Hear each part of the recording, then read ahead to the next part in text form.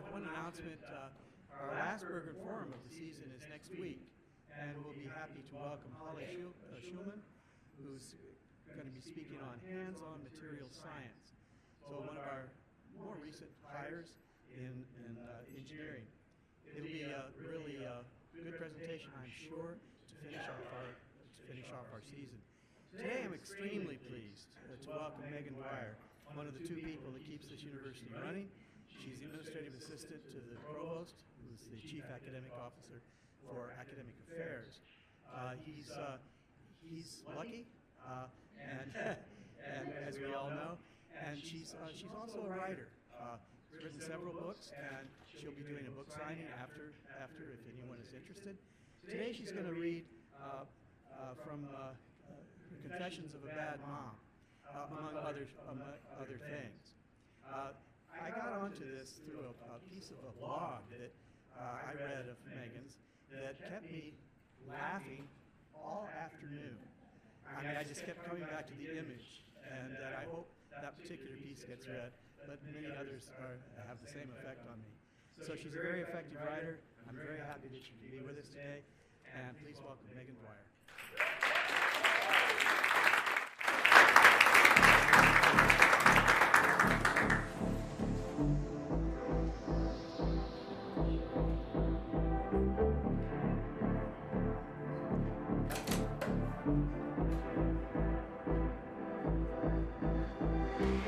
I was inspired by my college professor. She wanted me to start writing about my day, to keep a journal. My children inspire me. Every day it's something new with them. They keep me laughing. They're bright, beautiful, smart, and I just record what happens. The Ellington Manor series is a 3-book romance publication, and it was inspired by the love of my life and my affinity for Cape Cod. It's really a story that started inside my head one night, and I had to get up and just put it on paper. I guess you could say my writing is very sarcastic and truthful. Maybe sometimes it's a little abrasive, but it's definitely funny. I hope maybe it really makes people laugh and smile, feel good about themselves.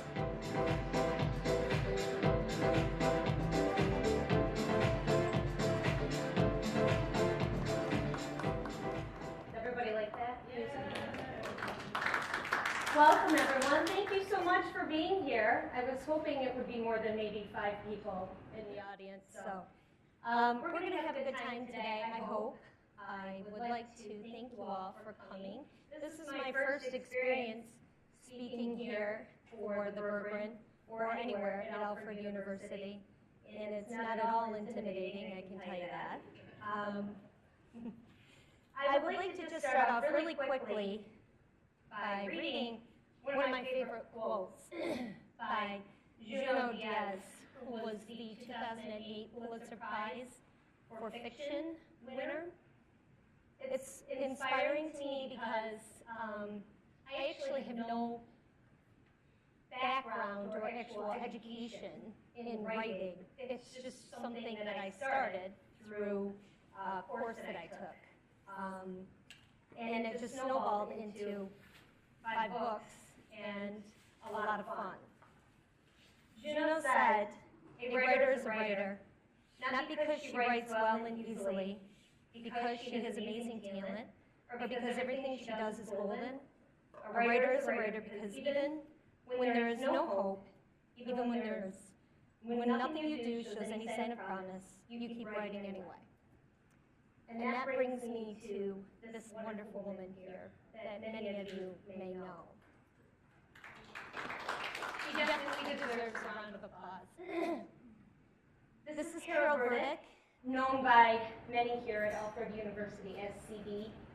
I took a writing class 15 years ago from CD. She was a professor of English. She was also a published author, mother, and so much more. She is the inspiration to me in my writing. At the time I took the class, I was a single parent with a 2-year-old wild little boy, and I found it really difficult working full-time and taking care of Braden to stick to the syllabus that she initially had outlined. This was an independent study course, so she had the freedom to adapt that, and she fixed it, basically, so that it suited my life and what I was doing. And the main objective for this course was for me to keep a journal every day, no matter what happened, how tired I was, what was going on. She wanted me to take 10 or 15 minutes and just write it all down. And it was really hard at first. I really, finding that time to sit down, and then where do you start? What do you do? Well, today, Braden dumped an entire box of cereal on the floor, and I wanted to sob. But very quickly, I found that I filled pages of this journal very easily. Once the thoughts got going, it didn't take long for me to put it all on paper. And I remember meeting with her in her adorable cottage in the woods. She laughed so hard because she related. She was a mother of 3. She had lived a lot of what I was experiencing. And she told me that she really wanted me to keep writing. She really felt that it was so important that I kept this journal. Even after the class ended, she gave me her book, A Farmhouse Journal. I don't know if any of you have read it, but I recommend you do so. And inside, she left that as the acknowledgement to me. So I just have to really credit CB because my writing started because of her, and it evolved. Because years later, with 3 additional children, I found that I had even more to write about. So I put down my pen and picked up a keyboard, and I started my personal blog, which is called A Message of Me from Meghan. We can talk about that name in a little bit, but basically it was a way for me to process my thoughts about parenting, society, life. It was an online journal that I was sharing with everyone, which was not easy to do. Putting yourself out there, you're opening yourself up, for people to be critical. And I think, hands down, anyone that's the most critical is myself. If anybody knows me personally, you've probably seen me throw myself if I've published something and a word was misspelled or, I used the incorrect grammar. But very quickly, that small blog grew to almost 800 followers. So I'm going to start off today by reading some of the first collections of this book, A Message of Me from Meghan. And these all take place from 2012 to 2015. So it was a time when my 4 children, and you saw their picture in that quick video, they were little. I live as a baby, and Helen is 18 months older. Ian is next in line, and then Braden is the oldest. So you'll hear their names mentioned a lot. They are what I write about. And I hope you bear with me because I'm not used to I can talk all day, but I'm not used to reading out loud. So what we're going to do is everybody get comfortable. We're going to treat this just like you're in my living room because it's easier for me to sit down. And I hope you laugh. So the first story I'm going to share with you is from March of 2013. And it's called The Problem with Toothpaste. Having 4 little kids in 3 bathrooms makes brushing your teeth very interesting. So I'm sure a lot of the moms in the audience are going to really relate to this. My house is a small closet-sized bathroom on the first floor with the world's smallest sink. Kian has dubbed it his bathroom. And much like his father, you'll find him in there often. Each morning, when the 2 older boys get up and get ready for school, they use that sink to brush their teeth. The other morning, after the boys left for school, I ran in to use the facilities. In a hurry to get back to the 2 babies before disaster struck, I didn't turn the light on and sat down quickly. My bare bottom met with something gooey, sticky, and viscous. I stood up, flipped on the light, and found a glob of blue, bubblegum-flavored Crest for Kids toothpaste smeared on the toilet seat. Upon further inspection, I noted that the toothpaste was not only on the seat in my rear, but also splattered all over the sink, mirror, floor, shelf, and surrounding walls.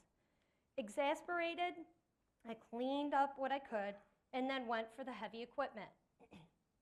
Now, if you don't know what toothpaste is like after it has sat for a day or even a few hours, let me fill you in. Basically, you need a chisel and a jackhammer to get it off, which coincidentally brings me to my next run-in with toothpaste. A few weeks ago, I was busy cleaning and doing the usual chores around the house. It came around the corner to find Kellen licking the wall. Similar to the way a dog would lick up a pile of hamburger off the floor. Thrown off by this, it took a second for me to register the fact that my child was slobbering all over the wall. Finally, I asked him, "What in the name of God are you doing?" He stopped and looked at me, leaving a trail of black saliva stuck to the wall, and said, "Tian put toothpaste on here." As I looked closer, through what appeared to be remnants of Oreo cookie, I saw that my ingenious 5-year-old decided to fill a small nail hole with white toothpaste. Kellen, watching his brother's attempt at sheetrock repair, decided to snack on what remained of Kian's spackle job. Apparently, he was not satisfied with his swiped cookie, or possibly he was looking for a little mint to go along with his chocolate. Honestly, I have no idea what he was thinking. However, I don't think I would have noticed the patch if Kellen hadn't decided to eat it. So there it is, folks. A few lessons learned about a product that does so much more than just keep your teeth healthy. Feed a hungry child, patch a hole in your wall. In a pinch, you never know, it might save a life. It's a true story. So my next reading is, and when I was going through these, trying to pick out which ones to read for you because I was laughing so hard. It's taking me back to when the kids were little, which is what CB told me. Keep this journal, you'll be glad. I remember this day distinctly, and as you all know, because you're here in Alfred, April in Western New York is just as bad sometimes as January, right? So I finally, at my wit's end, wrote this on April 2nd in 2013. It's called My Vacation. Calgon, where the hell are you? I'm in need of being taken away, far away from my house. Kellen just dumped a large bottle of Easter bubbles down the cold air return of the furnace. Kian decided to play in his beefaroni and just walked down the hall giggling while beefaroni sauce dripped off his covered hand onto the floor. Smearing the red slop on the door handle of his bathroom, he entered, laughing, to wash his hands. Kellen decided to follow and dump the remaining meal down the front of him. Whilst cleaning that up, along with what I could of the bubble mess, Eiley threw up all over herself and the high chair. Exhausted, she sobbed and rubbed her tired little eyes. I cleaned her up along with the high chair and carried her up to bed for a nap. Braden, all the while, was contributing to this chaos by complaining incessantly because he's so bored and it's so cold outside. The children have been closed up inside this house for months, and they are literally climbing the walls like caged monkeys in a zoo. My head is pounding, and I'm feeling cabin feverish myself. I'm afraid if I don't get out of this house and do something, anything, it's going to start looking like a scene from The Shining around here. I can't help but feel completely green about my friends and family vacationing. My sister sent me pictures today of sunny Key West as I looked out my window at the 2 inches of fresh snow. I told her, don't send me any more pictures. Please excuse my melancholia and jealousy, but the only vacation I've recently taken is the big guilt trip that every mother has had the privilege of traveling. Multiple times a day, I pack my bags and head off to Guiltville, where I contemplate my parenting faux pas and all the wonderful things I do as a mother that is surely going to qualify my children for psychotherapy at some point in their lives. Exhaustion and lack of personal time and space typically being the main catalysts of my journey. I just spoke with a friend with whom I begged to save me from Ruby and Max and the Disney Channel. I explained that my usual high tolerance for loud vehicle-type noises and wild running throughout the house is totally in the red equals danger zone. My mother, understanding my plight better than most, having been stranded on a hill 5 miles outside of the city with 4 children for almost 40 years herself, called to offer some solace at her house. Unfortunately, the baby, after 20 minutes of fussing due to her wild brothers raising hell, just fell asleep. So here I sit, changing poopy diapers, listening to irritating vehicle noises, watching wildly running and complaining children, while the cold wind blows and the snow spits outside my window, begging Calgon to take me away, and complaining to you. I curse you, winter, in your lugubriously lingering season. That was a good day. This is one of my favorites because, again, it's throwing me back to taking anybody that's taken kids to a grocery store. I've always said I'm a walking billboard for birth control. When I walk through the store with my 4 children, my husband was working and I was alone with kids, and so this is just another glimpse and yet another exciting day at 157 Dennis Avenue. May 24th, 2014, take that. I took 3 exhausted, dirty children to the grocery store last evening. I had no choice. There was nothing left in the cupboards. We had just endured a 2-hour-long baseball game, of which I saw little, where the baby put on an adorable display of nerve-wracking bleacher climbing, discarded on the filthy ground, gum chewing, animal mauling, sticky hand, and other crap-eating performance. While the other 2 boys rifled through my purse searching for change to buy additional junk food. It was a barely contained free-for-all, and I'm not sorry to say I was thrilled when the game was over and I could get the hell out of there. But not so thrilled when I realized I had to go to the store with these dirt-covered, miserable children. After a few words with my pouty preteen about his potentially building poor attitude, I rushed to the store to stock up on a few provisions. Before exiting the vehicle, I barked out threats to the already whining and fighting children in the back seat, informing them that if they continued with their behavior in the store, I'd leave everything in the cart and we'd get back in the car and go straight home for baths and bed. However, my threat was largely ignored. Thanking sweet baby Jesus for the availability of a race car cart to deter any possible grocery shopping transport hysterics, I began literally racing around the store, counting the precious seconds until the kids began to come completely unglued, trying to stay focused and remember what I needed, because of course I forgot my list at work. I battled through incessant questions and demands. Can we get this? I want this. Mama, look, can we get it? And gathered about half of what I've actually needed. Finally arriving at the finish line, I pushed my cart toward the 5 available checkout lanes. All were completely full with other shoppers except one, Candy Lane Express. This is lined with assortments of chocolate, gum, and various other types of confections. I think at that point I may have said out loud, "Oh dear God, really?" I hesitated, eyeing the much wider handicap lane, its width appealing to my overwrought motherly senses. Unfortunately, no luck. Lane closed glared mockingly back at me. Bracing for what was next, I sighed and forced the overly large race car cart into the only other lane with no shoppers, placing the kids conveniently within reaching distance of all the candy. And then pandemonium ensued. Mothers across the world know exactly what I am talking about. That's right. The candy/book display some horrible, god-awful ass in a marketing office came up with to torture parents. I broke out in a stress sweat as I rapidly placed the contents of my cart on the belt, trying to get past the valley of death unscathed. But the kids immediately began reaching and grabbing for items on the display, knocking candy bars and gum off onto the floor as they cried and fought with each other and tried to climb out of the cart, which didn't have working seatbelts. I reasoned with them, trying desperately to rationalize with their tired little faces. You've had enough candy at the baseball park. We aren't getting any more. Please stop, guys. We'll have a treat when we get home if you're good. But it was all to no avail, as I fought to pull a Snickers from Eileen's tightly gripped fist and contain her to the cart. In the meantime, Cam was pushing the cart into my ankle in an attempt to get in on the action, crying because he wants one too. Placing eggs and a gallon of milk on the belt with one hand, I reached with the other and grabbed Kellen just as he almost fell out of the cart, grabbing for yet another pack of gum.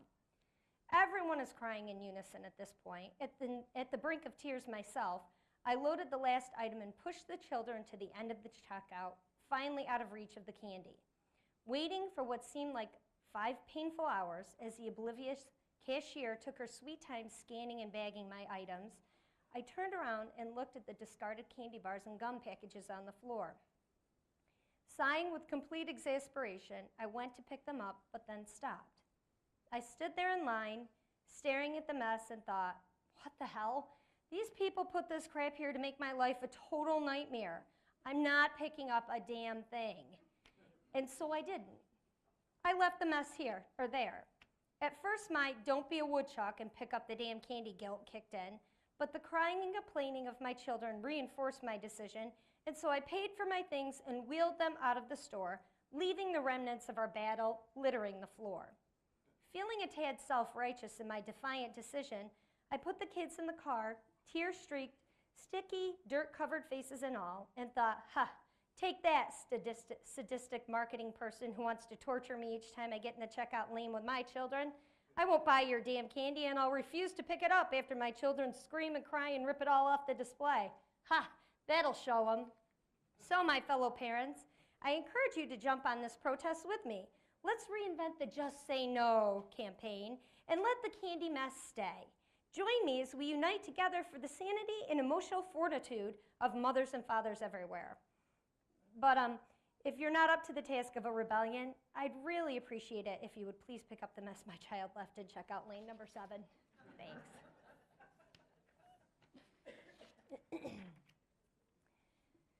So, how's everybody doing? Good? Okay. So, the next, my poor husband, who's here today, a lot of the joking is at his expense. He's really good about it. And this is a funny one. This is, I wrote this November 21st, 2013. It's called A Special Thanksgiving Message. If you have more than one child in diapers, or even for those that have had one child, getting them potty trained is like, I can't put it into words. It's the most wonderful thing in the world when you don't have to keep changing diapers.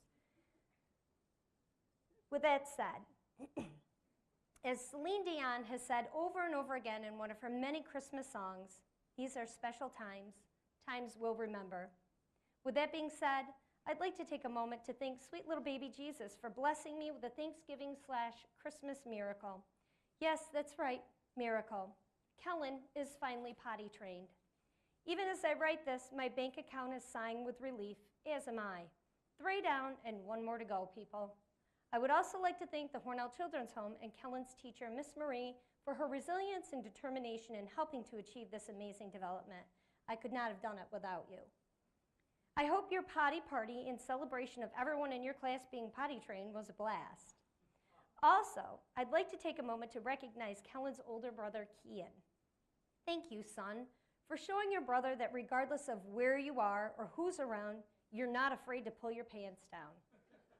Even if the neighbors are hosting a family reunion on their deck and you're playing in the yard, you never shied in the face of adversity. You exposed all and showed them what you were made of, right there in the yard.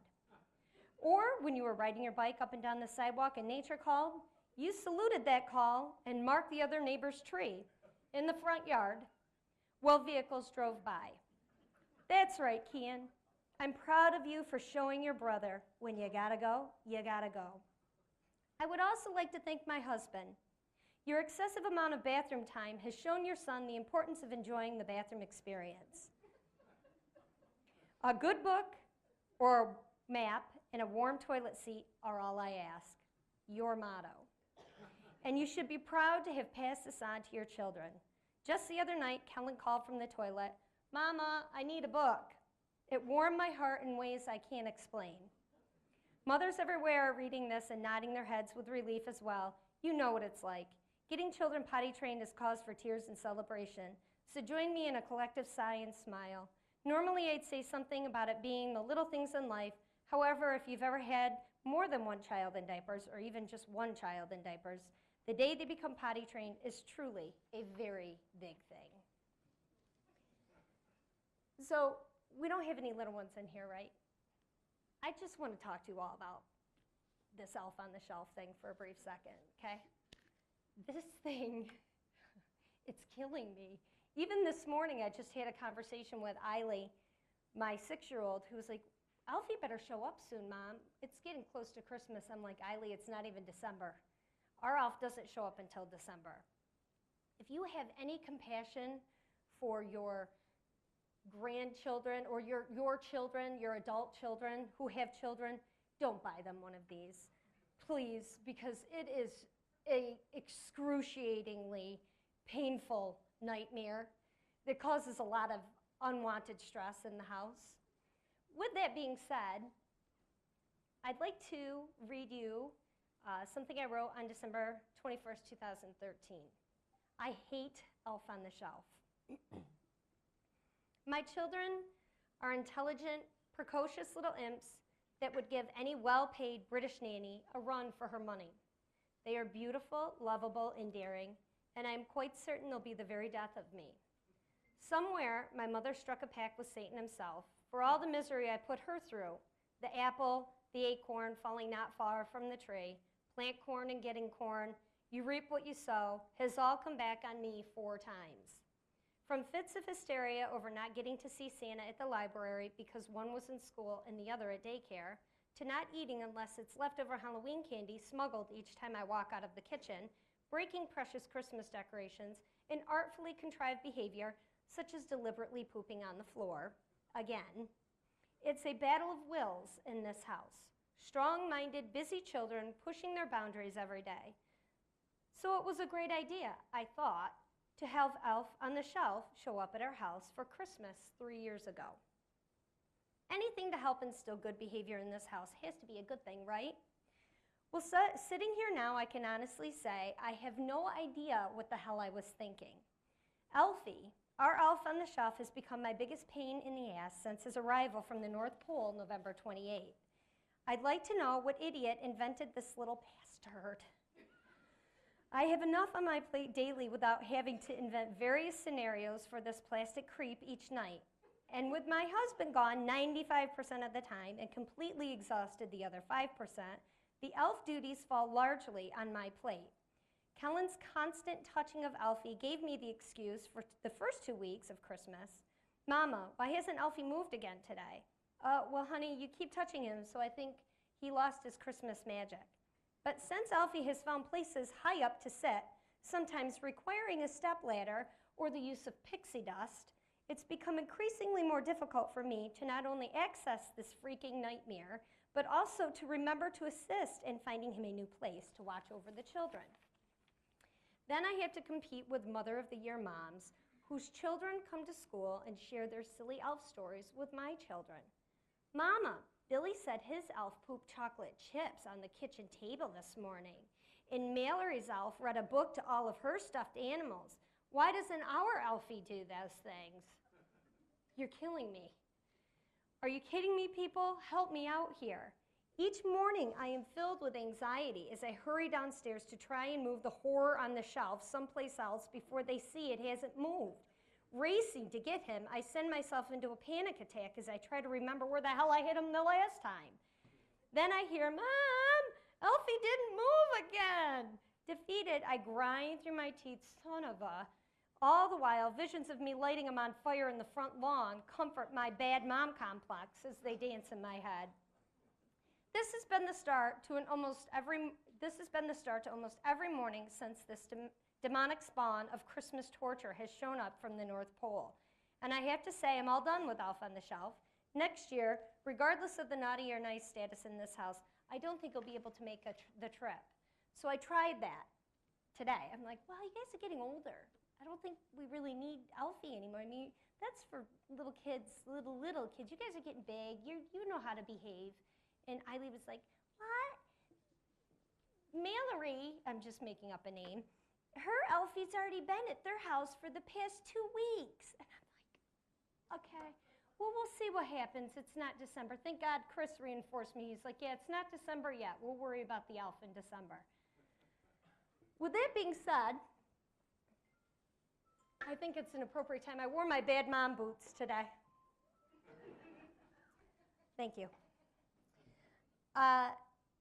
These were all part of a message of me and from Meghan, and there's almost 200 messages in my, I'm sorry, my father's on the phone in the middle of my Bergren form. There's over 200 messages in that book, and I guarantee you, it's some of my very basic writing, but I guarantee you, you're gonna laugh, I promise, and many of you will relate very well. So I'm going to move on to Confessions of a Bad Mom, because as my children grew and changed, so did my writing, and that kind of evolved into Confessions of a Bad Mom. Blogs are hard nowadays because of social media, and people really don't have the time, unfortunately, to sit and read long stories. So a message of me kind of, turned into the Confessions of a Bad Mom, which are all on Facebook. And they're just the short little blips when I'm sitting on the couch or I can lock myself in the bathroom for 5 seconds, that just the quirky little fun things that my kids say or the things that I'm thinking about. This kind of has taken over. And it was my 4th book that I put together. And I think they've become pretty popular. So I go to the grocery store, a lot of people are like, oh my God, I read that confession the other night. I was thinking the same thing. I love to hear that. So I'm going to start off with just kind of the synopsis, and the confessions go very quickly. And we'll get to that in a second. So I'm a bad mom. You see, I feel like I'm a bad mom all the time. There's such impracticality to parenting anymore. To be organic, stay at home, work full time, make every soccer game, be a Pinterest master, bake cookies, read every night, never swear, have all the laundry folded and put away, be an awesome wife, work out every day, pack daily lunches, enroll in as many extracurricular activities as you can fit in your weekly schedule, never spank your child, and drive 5 hours for basketball games. Parenting has become pretentious and overrated.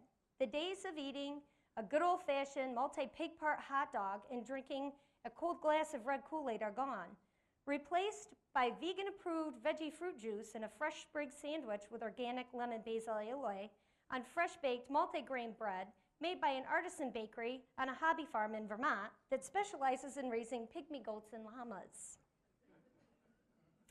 I think it's lovely that people nowadays are so amazingly health conscious, but sometimes I think it's a little much. The expectations are beyond realistic, so I've stopped living up to them and have tried to lower the expectation for myself and my children for the sake of my sanity and for my family's overall well-being. Sounds terrible, doesn't it? I must not be a good mom if my 6-year-old daughter isn't taking at least 3 dance classes a week or my kids don't have a packed lunch every day. I know, but I don't care. I no longer feel like I have to be a perfect mother. It's ridiculous that I ever thought there could be such a thing. I swear, sorry, Mom. I drink wine in front of my children. We keep active, but I don't overload their schedule. I make sure there's time for them to be kids. I'm a bad mom because I don't negotiate with my children. My rules, not theirs. I'm the parent, they are the child. An interesting concept that has seemingly escaped from today's society. In Confessions of a Bad Mom, you'll find my real-life thoughts about parenting enhanced by my children's take on things. It's my honest thoughts on being a mother of 4 beautiful and precocious children. Their hilarious quips and comments are enough to keep you totally engaged, I promise. I'm a bad mom, and these are my confessions. So the whole part of this being on social media, I will add, is I do hashtags. You guys all know what hashtags are? Because I really don't. I just do it because I think it's funny to do hashtag and like a full 4-sentence thing crammed into one. It drives my 16-year-old son nuts. So I do it even more. So I'm not going to read the hashtags on the confessions, but if you guys should buy a book because you'll appreciate it. It's a good bathroom book. The hashtags are really funny, too, so that kind of goes along with the confessions. The first confession of a bad mom.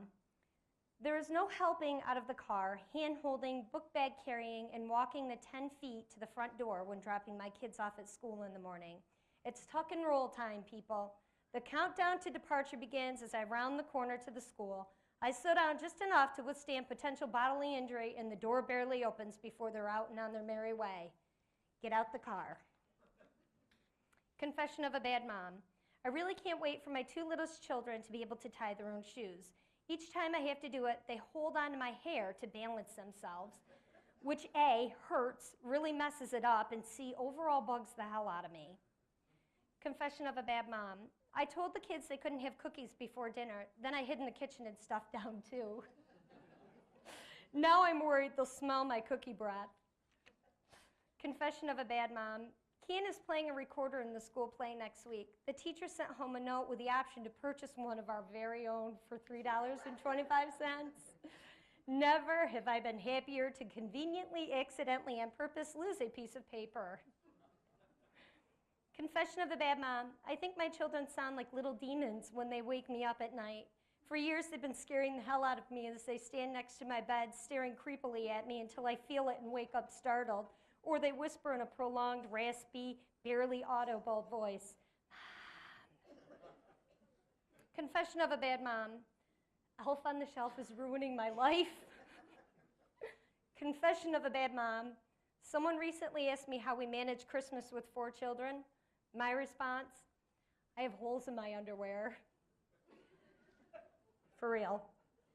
I wore the good ones today, don't worry. Confession of a bad mom. Chris came to bed late last night, and I asked him if he remembered to move the elf on the shelf. He said, no. Where do you want me to put him? My response, the garbage. Confession of a bad mom.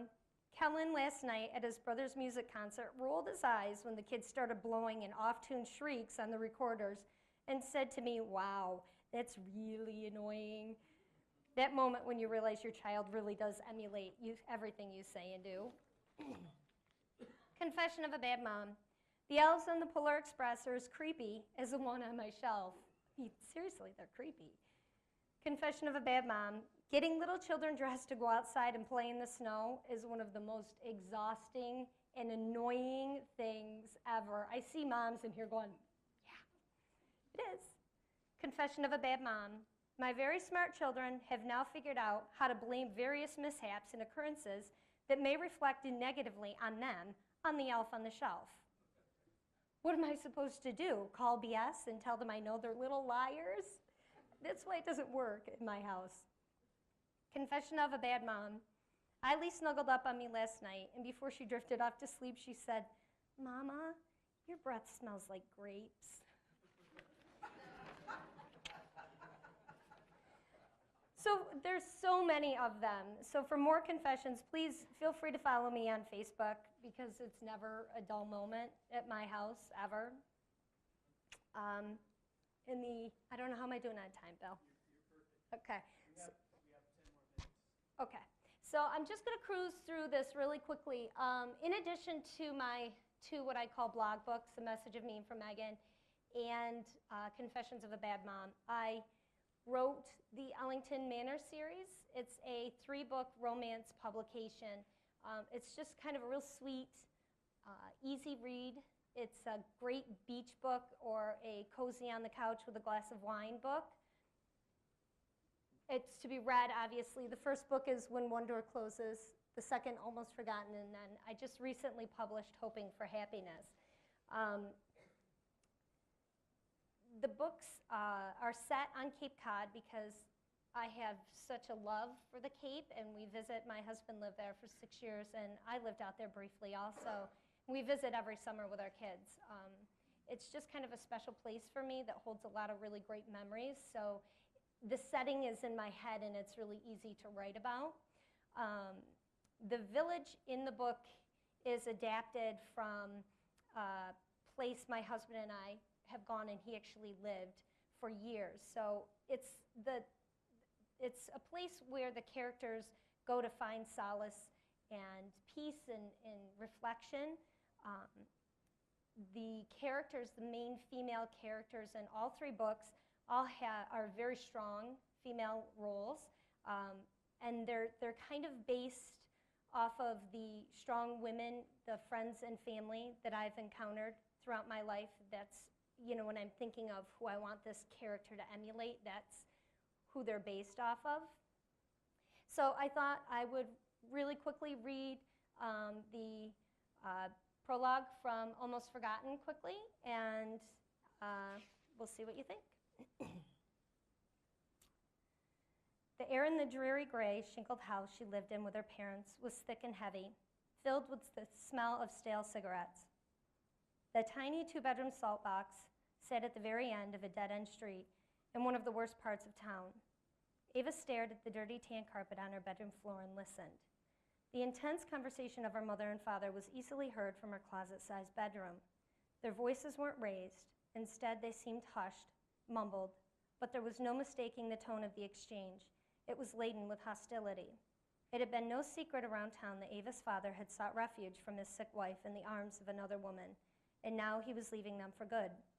Ava sat on her bed, hugging a pillow to her chest with her heart in her throat.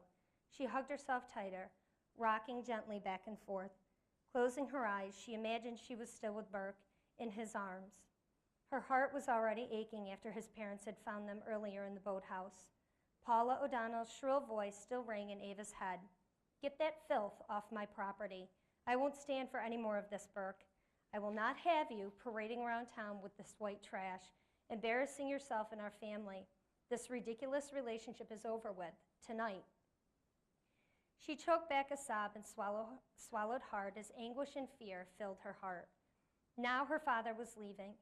Thoughts of what would happen to her and her mother when he left consumed her. They already had nothing.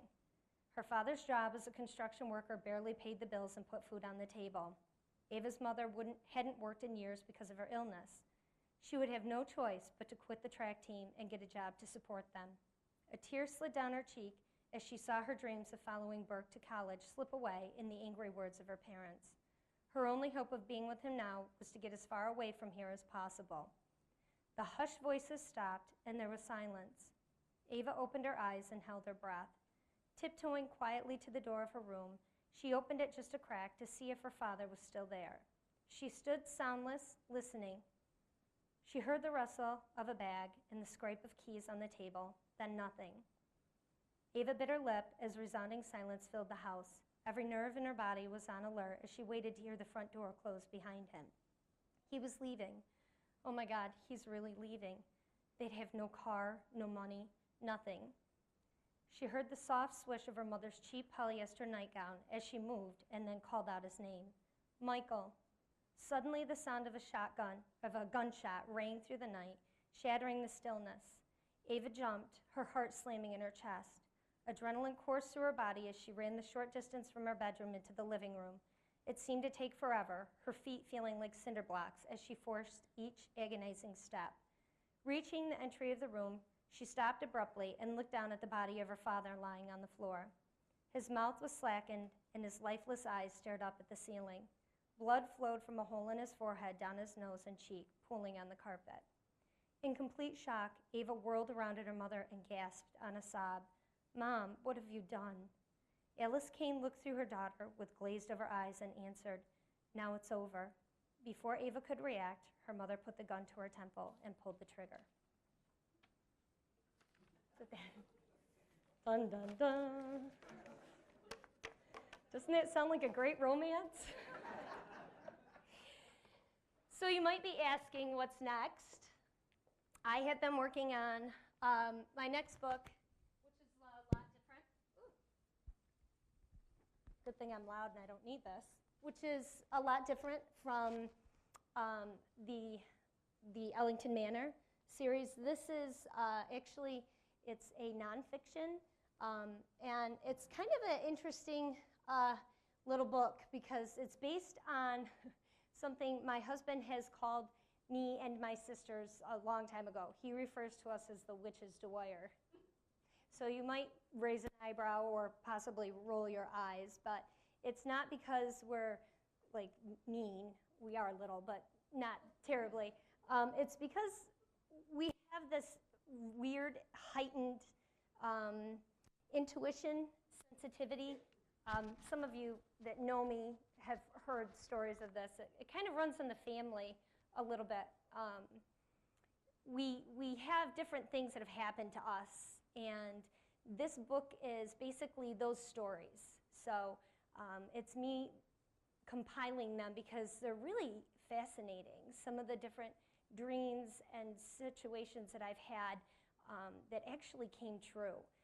I was going to read the green shoes, but I decided not to. I'm going to save that for the book.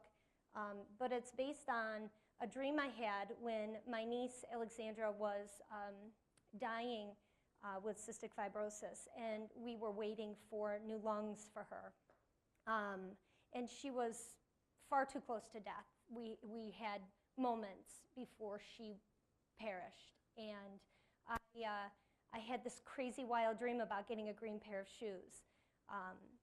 Then the next morning I kept waking up thinking, why did I have that dream? Green shoes, they're like, what are these green shoes?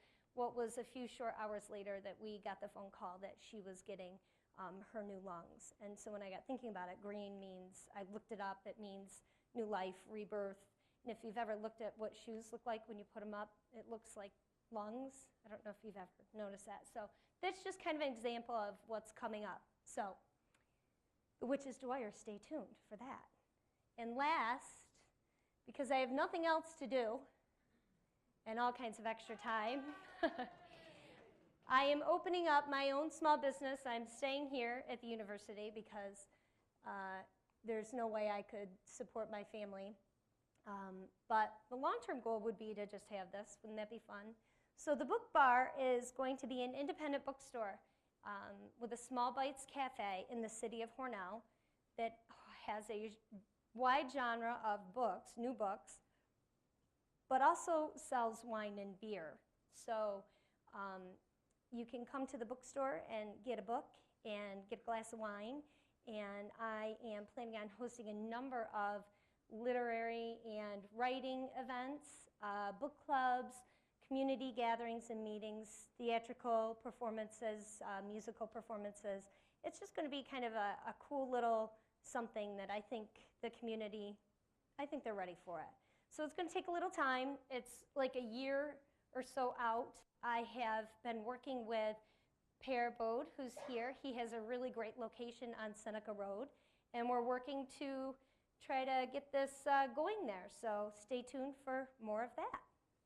So with that, thank you very much for coming.